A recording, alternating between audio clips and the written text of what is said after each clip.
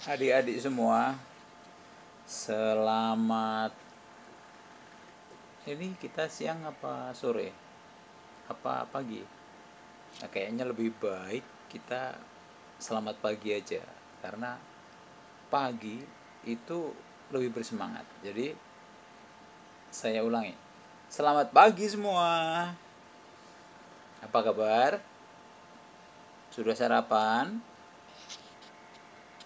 Sudah mandi pasti udah ya. Sudah bersemangat? Ya, percuma sarapan tapi kalau nggak semangat. Jadi makanya, nah kalau semangat kan beda nih. Wah,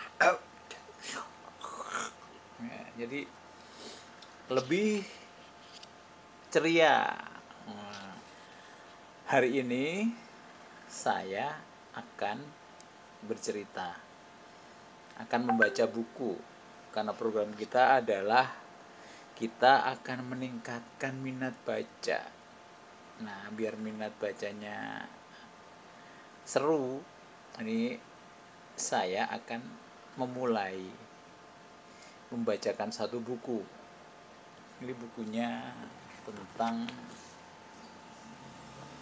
kelihatan ya? Tang orang utan cilik. Jadi buku ini ditulis oleh Sally Greenley dan John Butler.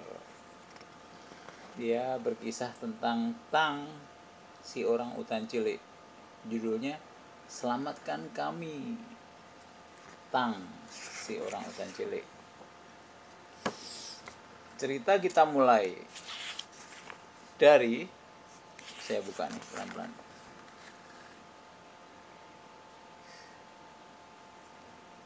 Ada seekor orang utan. Ia tinggal di pepohonan hutan hujan, hutan tropis. Tang memeluk ibunya erat-erat. Kara, nama ibunya, sangat menyayangi. Bekas bulu, kemerah-merahan, dan mata jenaka anaknya. Ia memberi makan dan merawatnya, menjaganya supaya tetap bersih, dan membawa kemanapun dia pergi. Pada suatu hari, ia membangun sarang dan menggulung tubuh yang melingkari anaknya untuk membuat Tang hangat. Jadi dia menggulung tubuhnya untuk melindungi Tang supaya tubuhnya hangat.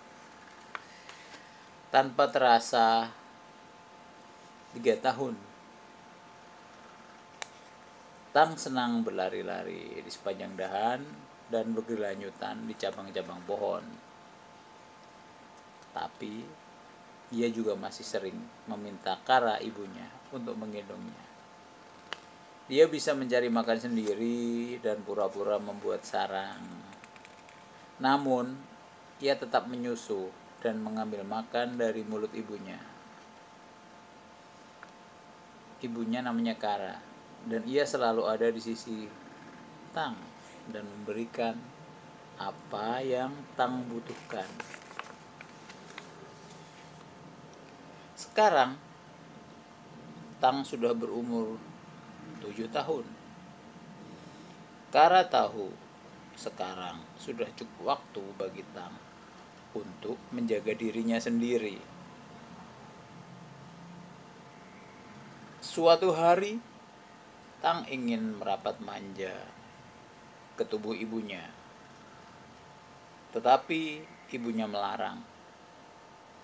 Tang kecil tidak mengerti kenapa ia dilarang. Dia bergelantungan dari dahan ke dahan dan berteriak jengkel. Kira-kira gitu ya. Kemudian dia menendang-nendangkan kakinya di udara. Kara yang ada di sampingnya melompat ke pohon di dekatnya untuk memberi makan Kinti. Kinti adalah adik perempuan Tang. Saat Kara memetik buah, dan memasukkan ke mulutnya. Tang jengkel. Tang mendesak dan meminta bagian, tetapi Kara tidak memberinya. Kara tahu penting bagi Tang untuk belajar mencari makan sendiri. Namun Tang tetap tidak mau. Ia mencengkeram pipi Kara dan memaksanya membuka mulut. Kara marah dan pindah ke dahan yang lebih tinggi. Tang berteriak-teriak kecewa. Kira-kira gitu ya. Sama nggak? Ia mematahkan dahan-dahan dan melempar-lemparkannya. Ia kemudian menjatuhkan dahan yang sudah mati dan terempas di tanah. Tang sedih. Mengapa kini ibunya tidak memperhatikannya? Kenapa aku tidak diperhatikan lagi? Gerutu Tang. Tiba-tiba orang utan muda lain berayun mendekatinya. Tang berayun dan melarikan diri. Orang utan muda itu menangkap Tang dan menarik kakinya. Sepertinya orang utan muda itu mengajak Tang bermain dan bergumul. Mereka langsung bergulat dan berlomba-lomba memanjat pohon. Kemudian teman bermain Tang itu memetik buah-buahan dan memakannya. Tang merebut beberapa buah itu dan duduk berdampingan. Mereka duduk berdampingan dan mereka gembira. Menjelang malam, Tang berpisah dengan teman barunya dan kembali ke ibunya. Ia merangkak ke sarang ibunya dan meringkuk di atasnya. Kara membiarkannya. Namun, ketika Tang bangun keesokan paginya, ia sudah tidak mendapati ibunya. Ibunya duduk bersama Kinti di dahan di dekatnya. Tang kecil melompat ke puncak pepohonan dan kembali dia berteriak-teriak. Ya kira-kira gitu. Dia marah. Hari demi hari hal seperti itu terus terjadi. Kadangkala Kara bersikap baik, tapi kadangkala dia jahat sekali. Kara memperbolehkan Tang tinggal di sarangnya selama beberapa saat. Tapi kemudian ia pergi begitu saja, meninggalkan Tang sendirian. Kara ingin Tang pergi menjelajah sendirian. Karena itu Tang marah. Tapi sedikit demi sedikit ia mulai senang dan bisa bepergian sendirian. Pada waktu selanjutnya, Tang mulai meninggalkan ibunya dalam waktu yang lama. Ia mulai berjalan jauh untuk mencari buah kesayangannya. Ia mulai belajar membuat sarang sendiri. Namun, ketika malam tiba, dia masih menghampiri Kara dan tidur bersamanya. Pada suatu pagi, Tang bangun dan melihat Kara mengulum isi buah durian dengan gembira. Tang sangat menyukai buah durian dan berteriak meminta kepada ibunya. Tang mencoba merebut buah itu dari Kara, tapi buahnya malah jatuh. Kara memaki marah, tapi Tang tidak memperdulikannya dan segera melompat dari dahan ke dahan. Tang melakukan sesuatu yang belum pernah diperbuat sebelumnya. Dia meluncur dari pohon, melompat ke tanah. Tang mulai mencari buah, dan ini membuatnya kebingungan.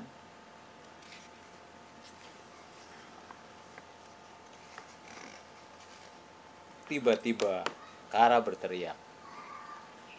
Tapi Tang terlalu sibuk untuk mendengarkan teriakannya. Di belakang Tang, seekor harimau sedang mengendap-endap. Ah, ah. Kara berteriak lagi. Tang menemukan buah durian dan ia segera melompat ke atas pohon. Saat itu, harimau itu mencakar dan menarik kakinya. Tang berteriak kesakitan dan menghampiri Kara untuk mencari perlindungan. Kara menjilati lukanya. Ketika hujan mulai turun, Kara memetik daun yang lebar dan menutup Tang supaya badannya tetap kering. Tang merasa punya ibu lagi. Dan merengek pelan supaya tidak ditinggalkan ibunya. Namun malam itu, untuk pertama kalinya, Tang membuat sarangnya sendiri. Kara tinggal di dekatnya sambil tetap mengawasinya. Tang tidak tidur menengkur lagi pada pagi berikutnya. Saat Kara akan pergi seharian bersama Kinti. Saat Tang bangun, ia menemukan makanan dan bertemu dengan pejantan muda lain. Mereka bercanda sejenak, kemudian pergi melewati pucuk-pucuk pohon untuk mencari pohon buah-buahan yang bisa dipetik.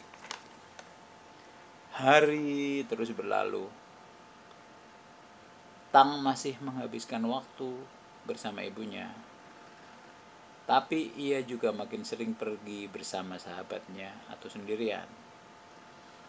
Dia mencari makan dan membuat sarangnya sendiri. Sekarang, Kara telah melakukan tugasnya dengan baik. Tang bergembira menemukan jalannya sebagai pejantan dewasa. Itu ceritanya adik-adik. Jadi apa pesannya setelah membaca buku ini? Iya, Kara menyapih Tang dengan caranya. Dia tidak ingin Tang tidak mandiri. Dia harus bisa hidup menghadapi nasibnya, menghadapi takdirnya, karena ia tidak bisa terus-menerus tergantung dengan ibunya. Demikian cerita dari saya. Terima kasih sudah memperhatikan dan menyimak.